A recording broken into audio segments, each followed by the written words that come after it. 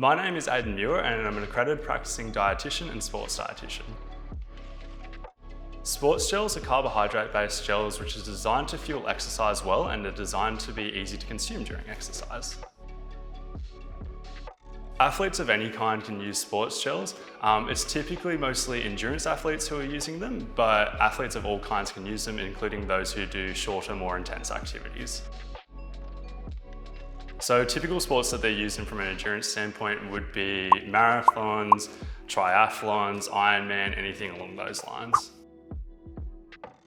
So sports gels usually contain easily digestible carbohydrates, and they often contain multiple forms of carbohydrate, because if you have multiple forms such as glucose or maltodextrin and fructose in there, it's more easily absorbable, or you could absorb a larger total amount, which can help fuel performance even better.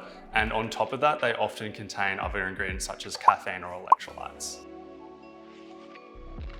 Sports gels are typically high in sugar, which is a form of carbohydrate, because our body's best source of fuel is glucose.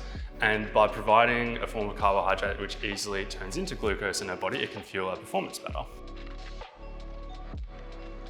Sports gels are classified as a Class A supplement by the AIS, which groups them in amongst a group of supplements which 100% do have a lot of evidence showing that they work.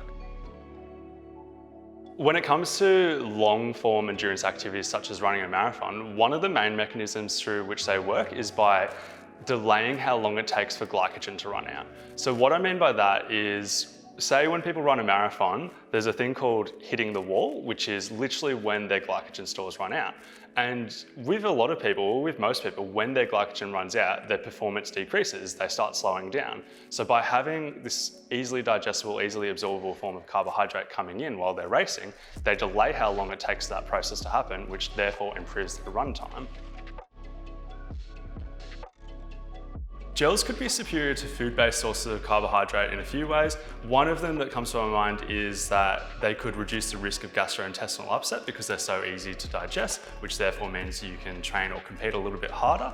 And in addition to that, by having the specific ratio of either glucose or maltodextrin and fructose, they can absolutely maximize how much you can absorb, which is likely not going to happen if you use a food-based source of carbohydrate.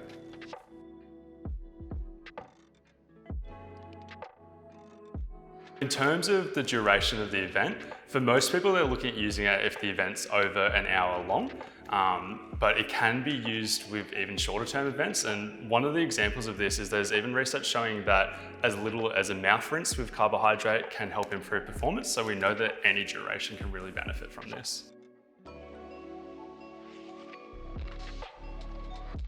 For most recreational athletes, I'd be looking at 30 to 60 grams of carbohydrate per hour, and it's really assessing your individual tolerance. For example, people with lower tolerance would have to go to the lower end of that spectrum, and for people who can have a little bit more, go towards the top of that spectrum. So at the elite level, most people are able to take on anywhere between 60 and 90 grams of carbohydrate per hour, with most people at the top level closer to that 90 gram mark. When it comes to fueling elite performance, we know for sure that a higher carbohydrate diet is superior to a high fat diet. There's been plenty of studies on this. One great example of this was the Supernova study by Louise Burke, which was looking at elite race walkers. That's probably the premium study in this field, and it shows that there's only very little difference between the two, but when it comes to kind of quicker bursts in performance, whether that's like a race towards the finish or whether that's going up a hill or anything like that, we know that those are the areas where higher carbohydrate diets win out, and we know that's probably why times are slightly quicker on a higher carbohydrate diet versus a low carb ketogenic diet. One of the only potential side effects to consider when taking sports gels is the potential risk of gastrointestinal upset, particularly if you're having more of the gel or more of the carbohydrate than your body can tolerate, which is why it's really important to trial this stuff in training, because one, that way you can see how it's going to affect your body, and two, you can kind of train the gut to a certain degree, so you can slowly increase your tolerance over time to how much you can have without any negative effects. VPA gels have 25 grams of carbohydrate per serve, and that's coming from maltodextrin and fructose, which is really, really important because by having these multiple sources of carbohydrate, it allows the body to absorb more total carbohydrate, which therefore can improve performance even more.